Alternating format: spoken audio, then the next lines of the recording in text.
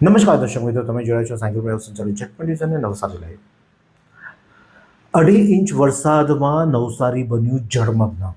હા, તમે સાચું સાંભળ્યું, માત્ર 2.5 ઇંચ જ વરસાદ પડ્યો છે। કોઈ 8, 10, 12 ઇંચ વરસાદ નથી ખાબક્યો। માત્ર 2.5 ઇંચ વરસાદમાં નવસારી જળમગ્ન બન્યું છે। નવસારીમાં ક્યાંય પણ જાઓ, કોઈ પણ વિસ્તાર પકડી લો, મુખ્ય માર્ગો પર પાણી ફરી વળ્યા છે। લોકોએ હાલાકી વેઠવો પડે તેવી પરિસ્થિતિ થઈ છે અને સમગ્ર નવસારી શહેર જાણે એક નદી બની ગયો। નવસારી શહેરમાંથી વહેતી હોય તેવા દ્રશ્યો જોવા મળી રહ્યા હતા।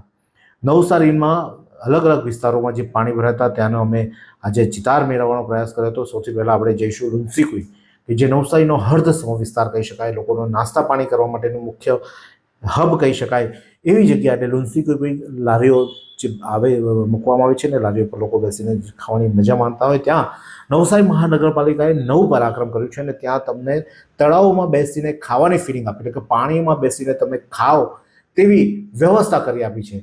કારણ છે કે ત્યાં જે હાલમાં તળાવની જે કામગીરી ચાલી રહી છે ને, તળાવની કામગીરીમાં ક્યાંક ને ક્યાંક ભ્રષ્ટાચારોના આરોપ લાગ્યા છે। કોઈ વ્યવસ્થા કરવામાં નથી આવી, માત્ર આડેધડ કામ કરવામાં આવ્યા તેવા આરોપો થયા છે। કોર્ટે સ્ટે આપ્યો હતો, ત્યાર પછી પાછો ખોલ્યો, પણ પાણીના નિકાલ માટે કોઈ યોગ્ય વ્યવસ્થા કરવામાં નથી આવી ને પરિણામે લોકો અત્યારે હાલમાં આજે વ્યાપાર ધંધા કરતા લોકો છે તે લોકોએ આવા પાણીમાં બેસીને વ્યાપાર ધંધા કરવાની ફરજ પડી છે। ઘૂંટણસમાં પાણીમાં તમે આવીને તેઓએ વ્યાપાર કરવો પડશે। કેટલા કલાક સુધી તેઓ અંદર રહેશે, તેમના પગની શું હાલત હશે। એટલું જ નહીં, જે ખાણીપીણી માટે, ખાવા પીવા માટે આવતા હોય તે લોકો પણ ત્યાં જશે અને ત્યાં એ લોકો આ જગ્યાએ જ્યારે ખાવા જશે તેમની શું હાલત થશે તે પણ જોવું રહ્યું। એટલે કે લુન્સીકુઈ વિસ્તારમાં અત્યારે હાલમાં જે પાણીની પરિસ્થિતિ સર્જાઈ, પાણી ભરાય છે ને, જેને લઈને લોકોએ હાલાકી વેઠવાનો વારો આવી રહ્યો છે। તો હવે દ્રશ્યો છે ગાંધી ફાટક ખાતે આવેલા ભગત ફળિયાના। જે ભગત ફળિયું છે, ભગત ફળિયામાં લોકોના ઘરોમાં પાણી પહોંચી ચૂક્યા છે। વરસાદ વરસ્યો, એમને તો કોઈ એલર્ટ કરવામાં નહોતા આવ્યા, ફાયરની ટીમ ત્યાં ગઈ નથી કે ભાઈ પાણી આવવાનું છે, વરસાદ આવવાનું છે, તમારો સામાન ઉપર મૂકી દો। અચાનક વરસાદ વરસ્યો, 2 કલાકમાં 2.5 ઇંચ જેટલો વરસાદ આવ્યો, ઘરમાં પાણી આવવા માંડ્યું। પરિવાર પણ ચિંતામાં પડ્યો કે મારો સામાન ક્યાં મૂકું, કયો સામાનને બચાવું ને કયા સામાનને ભીજાવા દઉં। કારણ કે ઘરની અંદર પાણી, ઘરની બહાર પાણી, એટલે કે વરસાદ વરસે છે, સામાન મૂકો તો મૂકો ક્યાં? જેટલો સામાન મૂકાય એટલો મૂક્યો, બાકીનો સામાન બગડ્યો અને તે લોકોએ હાલાકી વેઠવાનો વારો આવ્યો અને પરિવાર અત્યારે ઘર વિહોણો થયો તેવી પરિસ્થિતિનું નિર્માણ થયું છે। કારણ છે કે નવસારી મહાનગરપાલિકાએ યોગ્ય કામગીરી નથી કરી। હવે આ દ્રશ્યો છે શિવાજી ચોકથી વિઠ્ઠલ મંદિર જતા માર્ગ। શિવાજી ચોક વિજલપોરનો મુખ્ય હબ કહી શકાય, મુખ્ય મથક છે વિજલપોરનું, અને ત્યાં તમે જુઓ કઈ પરિસ્થિતિ છે।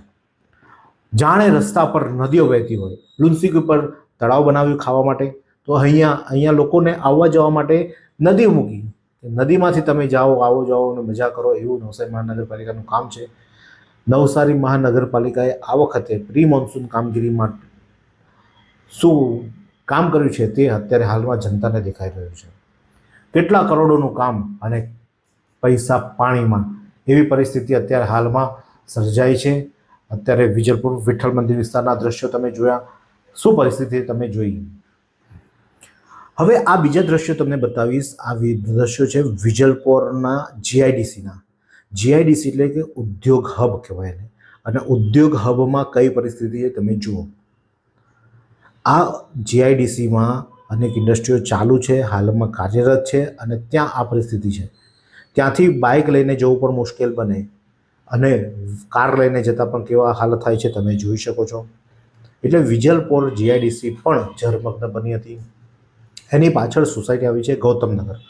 ગૌતમનગરમાં પણ લોકોના ઘરોમાં પાણી ભરાઈ ચૂક્યા હતા, કારણ કે માત્ર 2.5 ઇંચ વરસાદ વરસ્યો, પરંતુ 2.5 ઇંચ વરસાદનું પાણી નવસારી મહાનગરપાલિકાની ગટરો પ્રી મોન્સૂન કામગીરી ન કરવાના કારણે ગાળી શકી નહીં અને પરિણામે આ દ્રશ્યો સર્જાયા।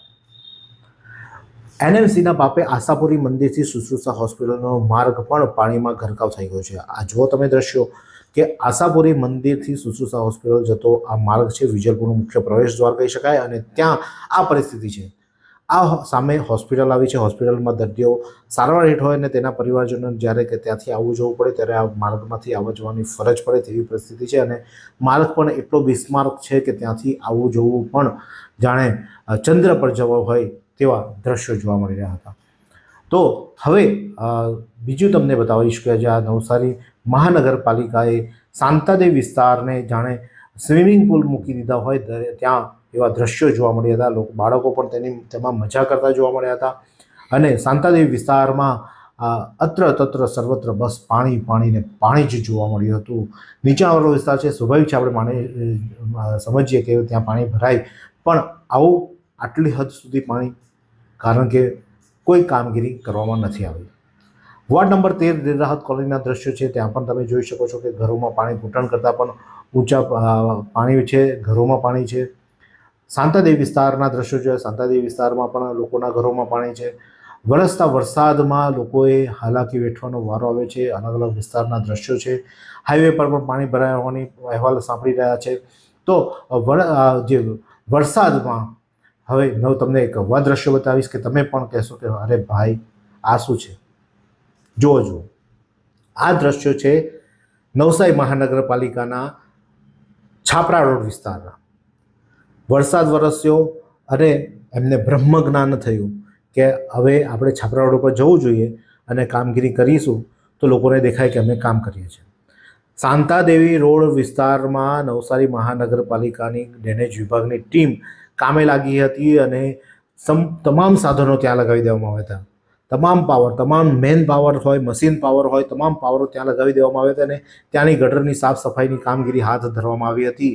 અને લોકોના ઘરોમાં પાણી ન ભરે તે માટે ગટરની સાફ સફાઈ કરવામાં આવી હતી. અને તમે દ્રશ્યો જોઈ શકો છો શું પરિસ્થિતિ છે. મહાનગરપાલિકાના લોકો આગ લાગે ત્યારે જાણે ખાડો ખોદવા બેઠા હોય ને તેવી દ્રશ્યો આ જોવા મળી રહ્યા હતા છાપરા રોડ વિસ્તારમાં. હવે મારે આ બાબતે તમને તમામ અહેવાલ આપ્યા. નવસારીમાં ક્યાં ક્યાં કોઈ જગ્યાએ તળાવ બનાવ્યું, કોઈ જગ્યાએ રસ્તા પર નદીઓ, કોઈ જગ્યાએ ચંદ્રની સપાટી બતાવી દીધી, કોઈ જગ્યાએ સ્વિમિંગ પુલ બનાવી દીધા. નવસારી મહાનગરપાલિકાએ નવસારીજનોને અનેક નજરાણા આપ્યા છે. તો હવે તમે કોમેન્ટ કરો કે નવસારી મહાનગરપાલિકા હજુ કયું નવું નજરાણું તમારા માટે બનાવે. આ જ પ્રકારના અવનવા સમાચાર માટે જોતા રહો સાંઈ ગ્રુપ સંચાલિત ઝટપટ ન્યૂઝ અને નવસારી લાઈવ.